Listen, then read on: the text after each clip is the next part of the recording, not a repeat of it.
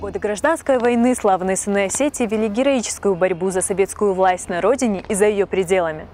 На севере, в районе Архангельска, действовал легендарный Хаджимурат Зарахохов. Прослышав, что в окрестностях появился его отряд, интервенты не спали ночами. А ты знаешь, кто такой Хаджимурат Зарахохов? Хаджимурат Зарахохов родился в селении Зильги в 1874 году. Малооплачиваемая работа на родном Кавказе вынудила его отправиться на Дальний Восток. Зарахохов строил железную дорогу в Маньчжурии, где его нашли вербовщики американской компании, набиравшие строителей в Мексику. Оказавшись по другую сторону Тихого океана, Хаджимурат в страшную жару пробивал дорогу через тропические леса, возделывал маис, укрощал диких лошадей, изумляя ковбоев своей смелостью и сноровкой. После бежал в США, где работал чернорабочим шахтером.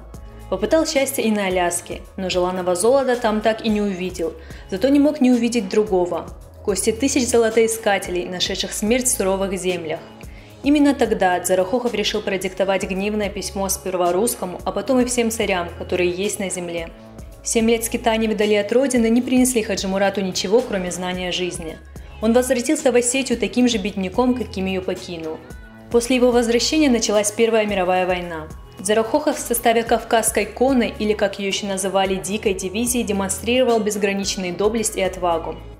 Зная справедливый характер горца, солдаты избрали его председателем Сотенного и заместителем председателя полкового солдатского комитета. В момент Корниловского мятежа Хаджимурат Зарахохов во главе со служивцами перешел на сторону большевиков. За подвиги Хаджимурата в гражданской войне советские журналисты позднее стали называть его Северным Чапаевым.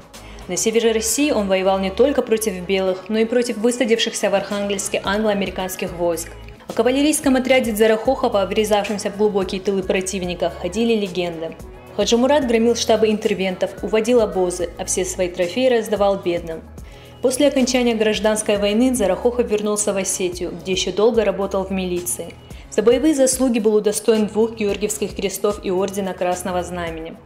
10 сентября 1945 года в возрасте 70 лет Зарахохов был убит преступниками во Владикавказе. О человеке, жизнь которого стала легендой, был снят фильм. Его имя носят улицы в разных городах России. В родном селении Зильги установлен бюст герою. В его честь названа и эта улица. Хаджимурата Зарахохова помнят как бесстрашного, справедливого борца за судьбу своего народа. Так давайте не забудем его и мы.